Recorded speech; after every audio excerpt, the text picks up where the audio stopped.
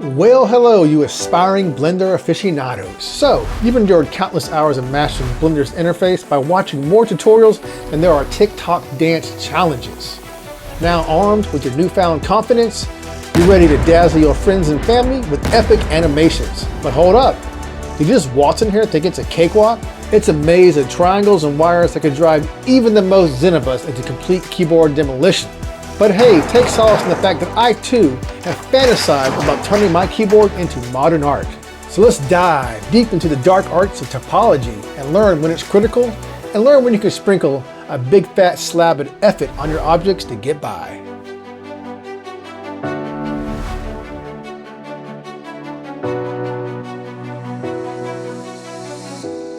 So, what is topology and why is it important? Well, I'm just going to say topology is probably one of the most important things you can learn in 3D as you progress as an artist. Remember, I am no Blender guru. I am just trying to learn just like you guys, and I'm making these videos so I can become a better artist and in the hopes of helping you guys out to look at things that kind of took me a while to figure out, which definitely is going to be topology. So we have three objects here, and you'll see very quickly why topology is super important. At first glance, they might look very similar, except this one has a bevel on it. So let's go ahead and click right here so we can see what's going on under the surface. This one, we have tris, which is a face with 3 points. We have this one has a whole bunch of quads, which is a face with 4 points, and this one has n-gons. So let's just first go to why you might want to use quads, right? Or have better topology on your object to do a specific operation. Now, you might ask yourself, like, they look very clean, and why do I need to worry about, making this quads or work on the topology? Well, let's go over here till we have a simple deform modifier, and you can see very quickly that, ooh, that just looks bad. Let's go down to the object right here, which has a whole bunch of quads. Not very the most efficient thing in the world, but it has a whole bunch of quads. And then we can click on this guy, and of course, it looks very smooth, right? So that is awesome. That's what we want when we're trying to do a simple deform on an object like this. It's going to look way cleaner if we have proper topology to do that specific operation. Now this one, we're saying like, we don't want to do any bending, want to do anything to it. We just want to look clean, and we want to be very manageable and efficient. So this is another way of using n-gons and taking down the poly count. That's just going to be less resources on your machine, and it's also going to be very easy for you, the artist, to go in here, select your faces, and modify it, right? Now, I know you're probably thinking, like, well, why do I have to worry about that when I can just go to this guy right here? Let's just say you slap the remesh on this guy. I'm gonna pull this down. And you're saying like, hey, I wanna give this a bevel like this with this guy right here. Well, when your topology is super crazy like this, let's just go ahead and go to the top view. I'm gonna just select the faces in the front here. There we go. And say you want to bevel this, it's going to be quite difficult with all those faces right there. Hit I, and then you can see it's just not working out very well. So that is another example of why proper topology and what you're trying to do is very important. Let's go to another example of topology, which is going to be hard surface modeling. And I got these logos over here, which is these Blender logos. And this one right here, let's just go ahead and just show solid so we can see it a little easier. Let's get off X-ray. So look right here. So let's go ahead and show our faces again. You might say, hey, this one looks way cleaner than that one. But this has proper edge loops. Very easy to edit too. So if I were to go in here, hit tab, I can just select my edges, and I can hit GG and move these very easily, right? This one don't really have that way of doing that. But if I go right here to a subdivision surface and turn that on, you can see how it has got way more detailed and very clean. So let me go ahead and select off the wire, and then let's go to material preview. And you can see now it is super clean. And depending on how fast your machine is, you can turn this guy right here off So as you're working in your scene, it has less polygons, like this, or when you render it, it's going to have that amount of subdivisions when it renders. So that's another way of saving resources and also making it more manageable with proper topology, that you can easily edit this, add textures, add UV maps, all that good stuff. And I know what you're thinking. I know exactly what you're thinking. You're like, well, why don't you just throw a subdivision surface on this and make it look like that? Well, let's just go ahead and turn that on, and you can see right away that proper topology for doing something like that is extremely, extremely important. What's that? And then we have one more example, which is going to be organic modeling, which we have a tutorial. I tried to do the Blender Guru tutorial, guys, and my donut just did not turn out the same. So I'm going to call this Senor Pastry. And he is very shiny, but it's good to make an object shiny if you want to see your topology. That's very, very important for something like this. So if we tab into here, you can see that the base model is very low poly. And then if you want to make it friendly to render, so it doesn't look like it's all jaggedy and like a Atari 6400 game system, you can do that. And then also, when you're setting up your facial expressions and all that good stuff, let's go ahead and turn this off so I can see it a little better. It just makes it easier to do things like this and modify it to your heart's content when you're setting up your morph points for your characters. Now, I haven't done any character animation yet in Blender. This is going to be a first, but this is just one example and why topology is so super important when you're learning 3D.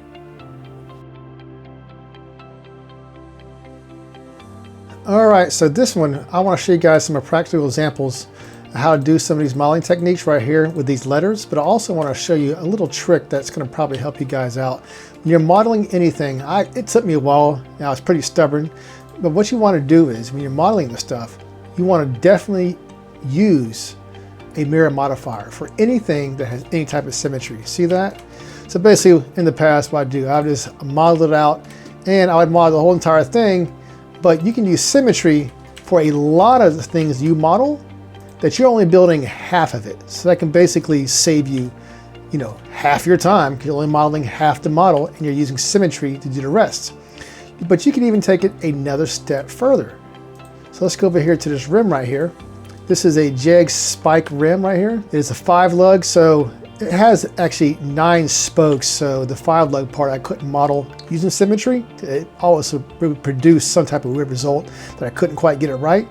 But you can use symmetry for the parts that you can build and save yourself a lot of time. There's also another little trick here too, is knowing when to use n-gons. Anything that's a flat surface, you can use an n-gon. It's not bending. Look back here, there's a whole bunch of n-gons right here. If I were to tab out of it, you can see that you're not seeing anything weird going on in the shading of the objects. And the n-gons are just working perfectly for stuff like that. So let's go here to some practical examples, and I'll show you a good example to use n-gons. And when you don't want to use n-gons to do more hard surface modeling, and using a subdivision modifier to do hard surface modeling is probably one of the trickiest things to do, as far as I'm concerned, anything in 3D, because it has to be set up just perfect. But once you get set up perfect, the end results are really nice. But we can use n-gons a lot in hard surface modeling to get around that.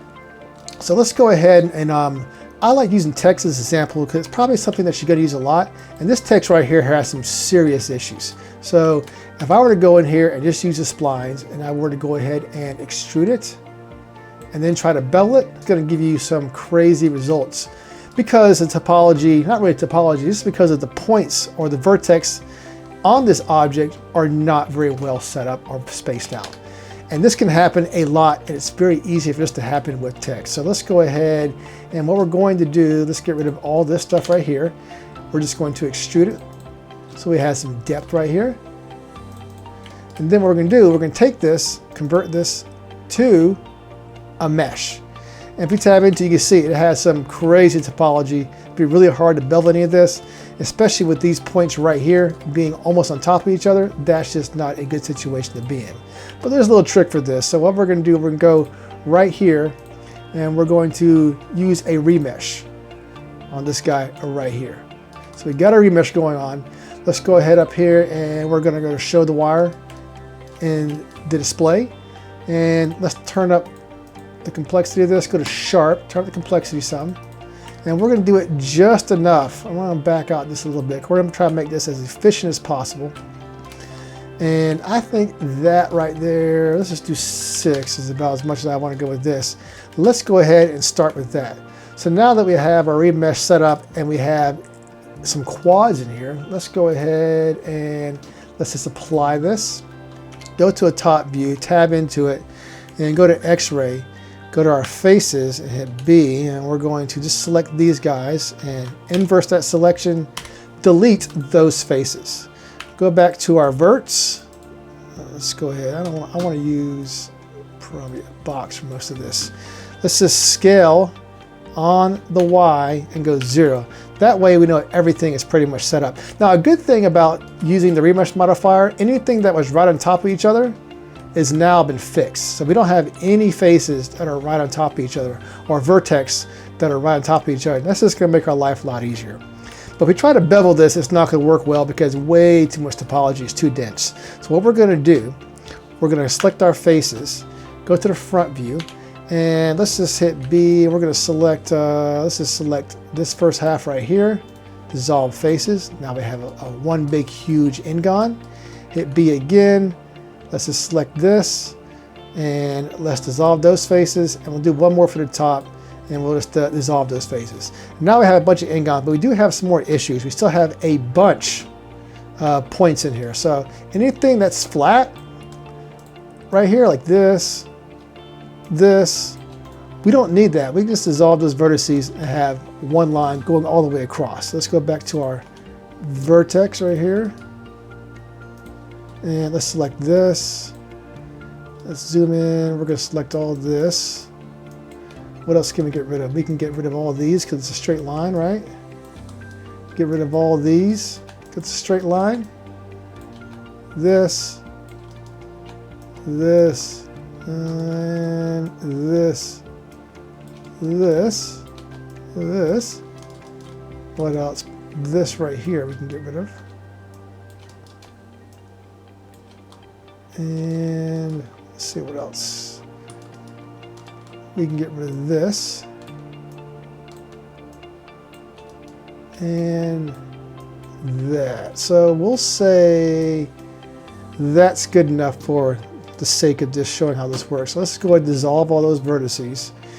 And if you see something right here that you don't like, all you do is select these vertices, right click, and then you just go smooth vertices, and it'll smooth that out. And we might want this to come back just a little bit. Fix that. And we'll say that's pretty good. So now, wait, let's see what we got here. I'm making sure. Yeah, let's go ahead and smooth these out too.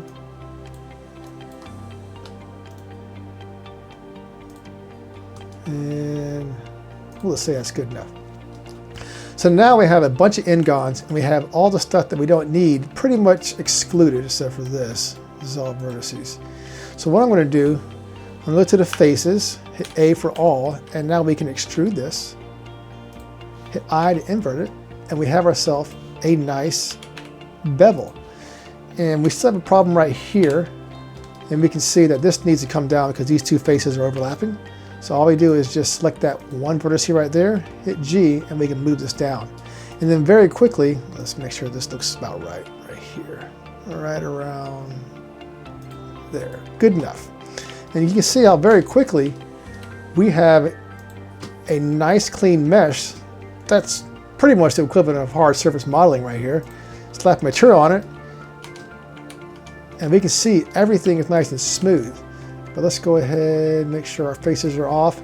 But see these faces right here that are, you can still see? That's because if you turn on smoothing, you see how it looks like crap, but we can also go to our modifier right here, go to normals, and then we can just put a smoothing angle, and it'll do it based on the angle, and we have quickly a very clean A with a nice clean bevel. So let's do the same thing right here, which I kind of cherry picked this and I made it so it's already done and ready to set up. But I'll show you really quick how once you set this up, that we can get some nice subdivision modeling on this guy right here. So I'm going to go fill by hitting F. Now it doesn't know which way to go from here, so we're going to have to select this, go fill. Select this right here. I'm going to fill this down. Make sure I select on that. So fill. Select these two right here, fill. And we can select this right here, fill. And select this guy. I don't know to go down now, so fill. Doesn't know how to fill there, so we'll go fill and fill. And now we have an A that has exclusively nothing but quads in it, right? So we're nowhere at a good point where we can subdivide this. It's not going to do anything crazy. Everything's going to be smooth. So let's go ahead and select all the faces right here. And let's hit A for all. And let's go inset this. Let's do it as much as we can. Give it a good bevel. We got some issues right here, but no big deal. Oops, why do I keep on doing that? No big deal. We can just take this guy right here, bring it down. We might have to do a little bit of massaging right here. Hit G, bring that back. So yeah, that's going to work. And let's just go ahead and bring this in a little bit, this a little bit. You know, good enough for the sake of this video, right? We could spend a lot more time on this. So what we're going to do is we're just going to take these faces right here. We're just going to select them.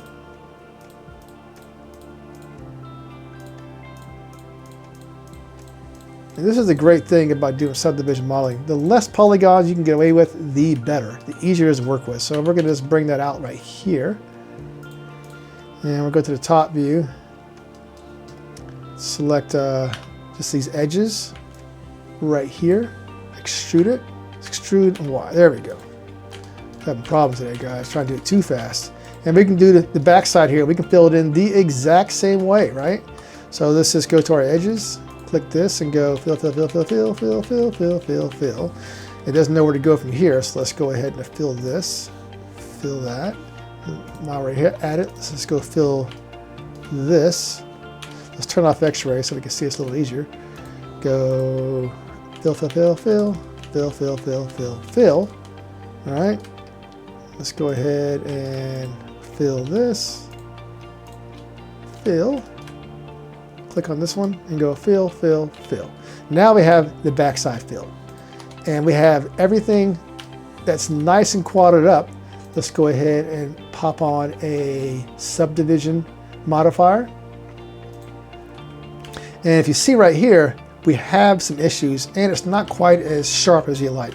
But let's first fix these issues that's going on with the faces. So what we need to do is go to face orientation and then go to our faces, tab into it, 3, all, then go shift in, shift in, and that's going to recalculate our normals so they're all going to the outside. So now we're going to be definitely a lot smoother, not have anything weird going on with the subdivisions. So what we're going to do now, we need to make a lot of this a lot sharper. So Control R, since we have good edge loops, we're going to put an edge loop right here. Control R again, put an edge loop right here on the outside. Put an edge loop right here. And an edge loop right here. Edge loop right here. And an edge loop right here. And let's see how that looks. We're almost there. We also need an edge loop on the back. So let's go back in here. Let's put it right here. So our back is nice and flat. And let's also put ones, let me see how that looks real quick. Let's put one right here. And one right here. So now, if we are going to go smooth shaded, and if we put, let's get rid of our face orientation so we can see it. Let's just put a shiny surface on here. And it looks like we need one right here too. So let's just go back in here. We need one right here also. So now we turn up one more subdivision, we can see just how clean that is. I mean, for most intents purposes, this is fine, but a good thing about this is it can bend very nicely. It can distort, it can dance. This one, with that big N-gon, like where does it go right here? And if I were just to hit G and move this, it's pretty much broken completely, right? But this guy right here, since it's all subdivided, we can select these guys right here. And if I were to move this, tab out of it, you can see that it's nice and smooth still. You probably don't want to do that, but you get the idea. So that's just another example, and hopefully this video has helped you guys to see the beauty of topology, subdivision surfaces, and N-gons to create all your awesome objects. Don't forget to subscribe. Until next time, peace.